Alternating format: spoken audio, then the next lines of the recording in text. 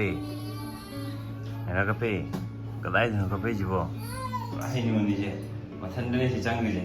He. Si miet laga tari ga je khang ni yo. Bye bye. Mama bye bye. Chính thế này mình mà thắc tỷ ru rồi. Thì ai anh ông profession lắm ai line có đi sana ba mà tàu đó rồi làm cái nó khang ani. Sa se. Ai khi anh ông profession hậu rồi je. Wish me luck. Luck rồi. Giờ lại học hôm này đấy. Cái first được cái này gì tape xem được cái rồi. Hả?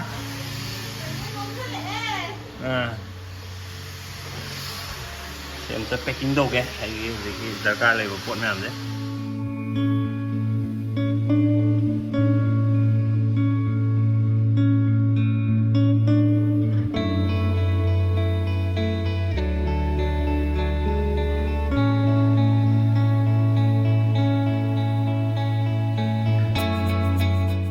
Nasi cái nấu thằng kia, pot xây đây, tiles đây. Yani azik yang si aku pas Dakar itu memang selera jaga sini hai azik khazan doi je tiles thage hai ke di khar pas tiles Dakar le tiles kak no machine my blade pencil lang si sima in case Dakar le di ni si na leveling tong no ne ran lengoi je ba lengoi Dakar le pani level di na I kudu dak le memang je sama na level da proper na bani sina nung thang Dakar le pe glass le be section por ma cement masimai tor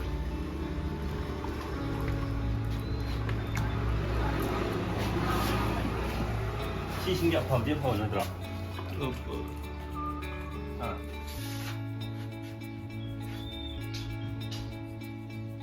Đôi thôn gì đông như vậy, ini bapak soleh juga, lebih low ya no. Manung dah bawa sampai honda dia. Sian. Ini lagi. Sama mana lagi ni sih jangan dia ngau. Anywhere nang si makat hang dah sama mana lagi ni. Ada ni si Dakar lagi lebih low no. Ya. Ayo bro mesti masuk pada awal lu kami apa mesti. Oi. Jual di sana tu baru. Aspen juga di kan dia. Street juga ni hawa tu ni.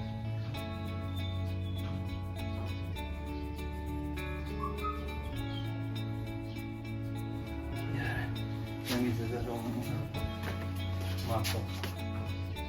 Ai sambil olah kiri aku. Ai hai lagi apa? Aku sana tu pun dah. Isin kita nak liang ni apa? Aku liang beli pehakan tu masuk tu ni apa? Ada sompalang dong tu. Ini ni tahu sih kau. Apa? Kalau mesti kedua mungkin tidak tak lagi udra. Apa? Yang kau ni, nang lengan apa? Kadang-kadang nang legon tu kam tu lego apa?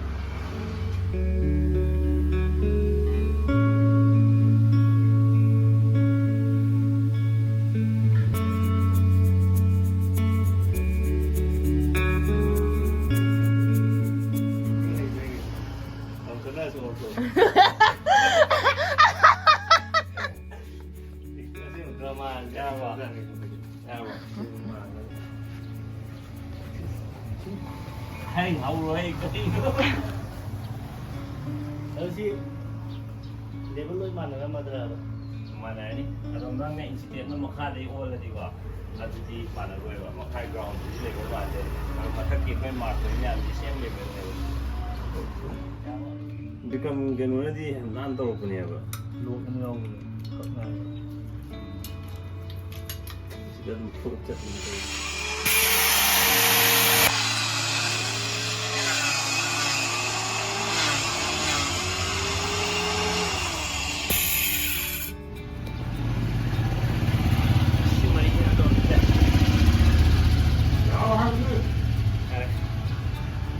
Yang cuma palai ni lah itu. Semen sheet bikin nama loro.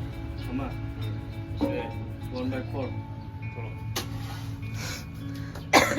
ꯑꯗꯨꯒ ꯀꯩꯅꯣ ꯕꯥꯜꯇꯤꯟꯁꯦ ꯐꯠꯇꯕ ꯕꯥꯜꯇꯤꯟ ꯑꯃꯒ ꯗꯔꯀꯥꯔ ꯂꯩꯅꯤ ꯐꯠꯇꯕ ꯀꯩꯅꯣ cement ꯇꯣꯠꯅꯕ ꯁꯤꯁꯦ ꯑꯗꯣ ꯃꯥꯁꯤ ꯇꯧꯔꯤꯉꯩꯗ ꯋꯥꯔꯤ ꯈꯔ ꯁꯥꯁꯤ ꯃꯁꯤꯒꯤ ꯄ꯭ꯔꯣꯖꯦꯛꯁꯦ ꯑꯩꯅ ꯁꯤ ꯀꯩ ꯇꯧꯔꯤꯅꯣ ꯍꯥꯏꯔꯀꯥꯟꯗ ꯑꯩꯈꯣꯏꯗ ꯊꯕꯛ ꯁꯨꯕ ꯃꯌꯥꯝ ꯑꯃꯅ ꯃꯥꯅ ꯀꯩꯅꯣꯁꯦ ꯂꯩꯉꯣꯏꯁꯦ ꯏꯁꯤꯡ ꯍꯥꯞꯇꯕꯤꯗ ꯁꯤꯃꯦꯟꯒ ꯇꯧꯔ ꯇꯣꯠꯂ ꯇꯧꯕ ꯑꯗ ꯑꯩꯅ ꯅꯪ ꯁꯨꯃꯥꯏꯅ ꯇꯧꯔꯗꯤ ꯌꯥꯔꯔꯣꯏ ꯏꯁꯤꯡ ꯍꯥꯞꯄꯨ ꯍꯥꯏꯅ ꯍꯥꯏꯕ ꯑꯗꯣ ꯋꯥꯇꯔ ꯔꯦꯁꯤꯌꯣꯗꯣ ꯈꯤꯇꯪ ꯍꯟꯊꯅ ꯍꯥꯞꯄꯨ ꯍꯌꯦꯡ ꯃꯊꯛꯇ ꯑꯃꯨꯛꯀ ꯍꯩꯖꯤꯟꯗꯣꯏꯅꯤꯅ ꯍꯥꯏꯕ ꯑꯗ ꯚꯩꯌꯥ ꯑꯩꯈꯣꯏꯅ ꯑꯗꯨꯝ ꯇꯧꯔ ꯂꯥꯛꯑꯕꯅꯦ ꯁꯤꯅꯦꯕ ꯑꯩꯅ ꯑꯗꯨꯝ ꯇꯧꯔ ꯂꯥꯛꯑꯒ ꯑꯣꯏꯔꯒꯁꯨ ꯑꯩꯅ ꯍꯥꯏꯁꯦ ꯇꯧꯑꯣꯅ ꯍꯥꯏꯕ ꯑꯩꯁꯨ ꯇꯥꯏꯜꯁ ꯁꯥꯕ ꯍꯩꯌꯦꯅ ꯑꯩꯅ ꯍꯥꯏꯕ ꯃꯥ ꯀꯩ ꯍꯥꯏꯔꯛꯀꯦ ꯚꯩꯌꯥ ꯅꯪ ꯇꯝꯃꯝꯕꯗꯤ ꯌꯥꯏ ꯍꯩꯔꯝꯕꯁꯨ ꯌꯥꯏ ꯊꯥꯕꯗꯤ ꯍꯩꯔꯣꯏ ꯁꯤꯅꯦꯕ ꯑꯗꯨꯗꯤ ꯇꯧꯔꯁꯦꯕ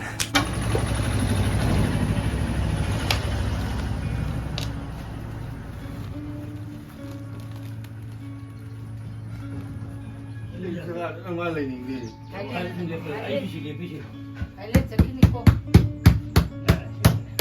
ꯑꯝꯇ ꯍꯟꯇꯣ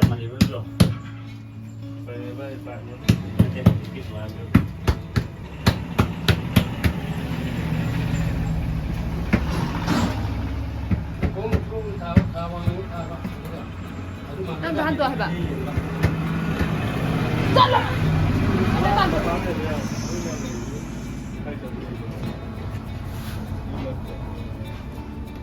ꯚꯤꯗꯤꯑꯣꯁꯦ ꯑꯩꯅ ꯈꯪꯂꯥꯎ ꯂꯥꯎꯕꯒ ꯌꯥꯎꯈ꯭ꯔꯕꯅꯤ ꯆꯥꯔꯖ ꯈꯔ ꯆꯥꯎꯗ꯭ꯔꯗꯤ ꯌꯥꯔꯣꯏ ꯍꯧꯖꯤꯛ ꯑꯩꯗꯤ ꯖꯨꯒꯥꯂꯤꯅꯦ ꯊꯕꯛ ꯇꯧꯕꯗ ꯅꯪꯅꯦ ꯇꯧꯔꯛꯈꯤꯗꯣꯏꯅꯤ ꯉꯝꯇ ꯉꯥꯏꯀꯣ ꯁꯤ ꯇꯥꯍꯜꯂꯛꯈꯤꯒꯦꯕ ꯐꯣꯔꯃꯨꯂꯥ ꯑꯝꯇ ꯆꯨꯝꯍꯜꯂꯛꯈꯤꯒꯦꯕ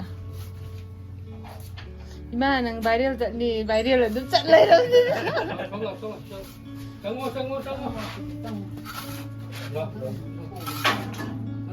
ꯃꯥꯜꯂꯕꯣ ꯃꯥꯜꯂꯦ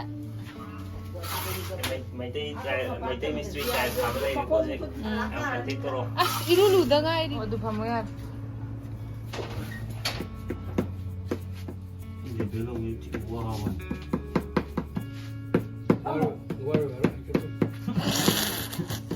ꯁꯤ ꯍꯥꯞꯄꯨꯀꯣ ꯗꯥꯏꯂꯣꯛꯁꯦ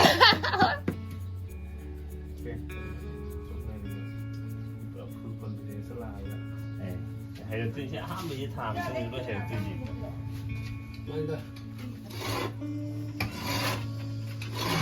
ꯌꯥꯔꯦ ꯁꯤꯁꯤ ꯃꯈꯣꯟ ꯃꯥꯜꯂꯝꯃꯤ ꯐꯔꯦ ꯑꯗꯨꯝ ꯊꯥꯔꯝꯃꯣ ꯌꯥꯔꯦꯀꯣ ꯍꯥꯏꯔꯒ ꯍꯩꯔꯅꯤꯀꯣ ꯍꯥꯏꯔꯒ ꯍꯌꯦꯡ ꯃꯤ ꯊꯥꯔꯛꯑꯒꯦ ꯍꯌꯦꯡ ꯃꯤ ꯊꯥꯔꯛꯑꯒꯦ ꯁꯤꯗꯤ ꯌꯥꯔꯝꯃꯅꯤ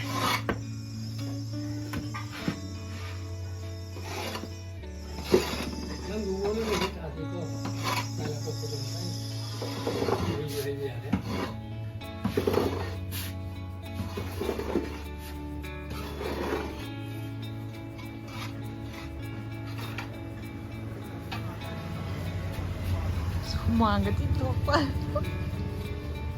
ꯑꯩ ꯖꯤꯝ ꯉꯥꯡꯉꯩ ꯁꯥꯟꯅꯩꯁꯦ ꯑꯩ ꯖꯤꯝꯅ ꯄꯩꯁꯥ ꯄꯤꯗ ꯁꯤꯗ ꯑꯗꯨꯝ ꯇꯥꯏꯜ ꯊꯥꯕꯣꯏ ꯆꯠꯂꯝꯒꯗꯕꯅꯤ ꯄꯩꯁꯥꯁꯨ ꯐꯪꯕ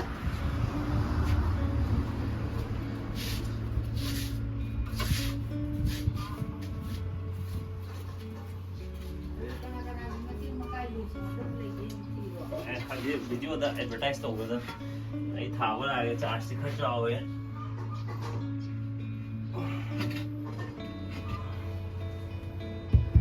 Is male makan male.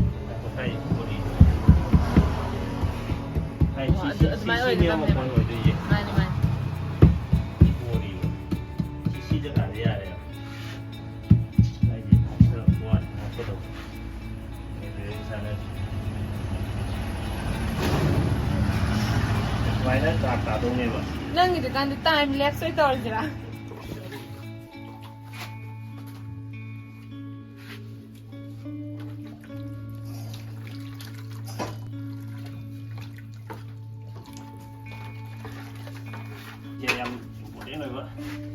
레벨에 다음 산시험 matunda si hayibisi yam te oyo poni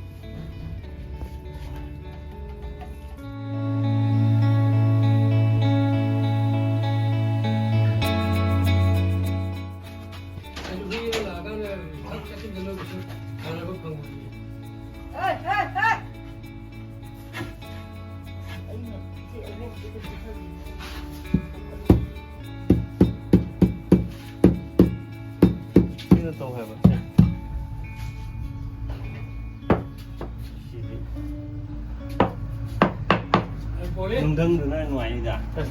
Đông ngồi tàu thì tàu vẫn đang nhìn một cụ luôn. Đường đưng bao nhiêu kilo?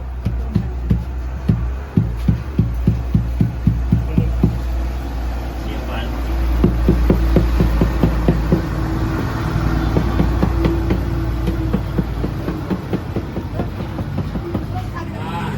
ประมาณเลย Hay lên đi sai.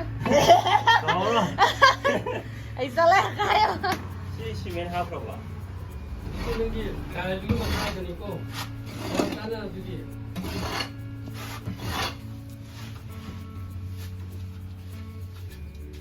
Cái mà kia từ đi đến thăm mà này nó vậy.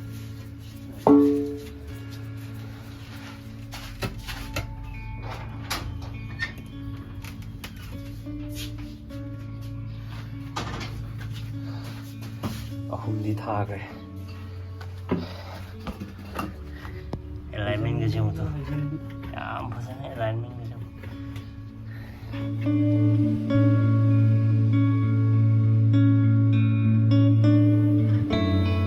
Hojik nung dia ngi pung. Oi tai.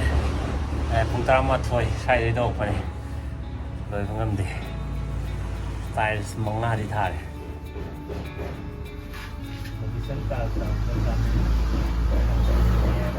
Ở đây lâu quá hồi này, nung đỡ tại một cái thảo đi.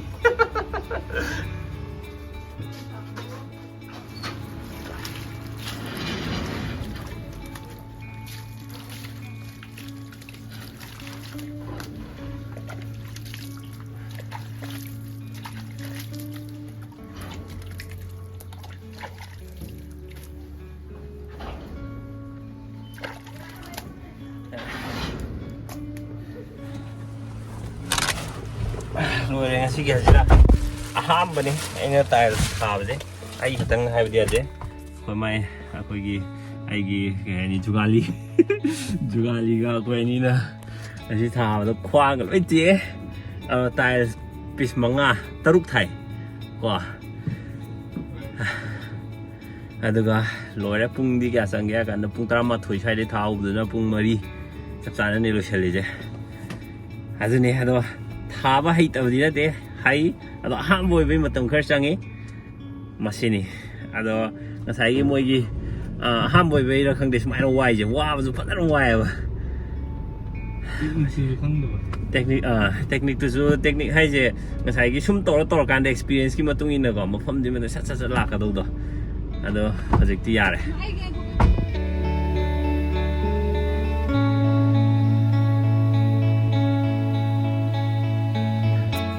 Lai na iya wabu biraga nong thada bire asaba marak thuda ina sai digi tawu ko to tawu me amdu khara da su pok na ba lai na nong thada bire. Thank you Lai, thank you. Ade tiles taruk tha ba je ina kai gi thai noi ni sai en hai reason do na tel icha ni shram ni na ko extra income tan dia dre ba athune ne ai tam boy je yak thuna hai re je order cái thu là lâu rồi nè chị. Xe ngay cái ta làm này xe.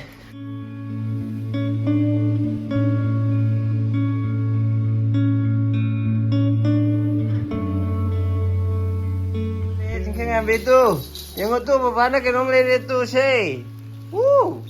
Những người ra, apa le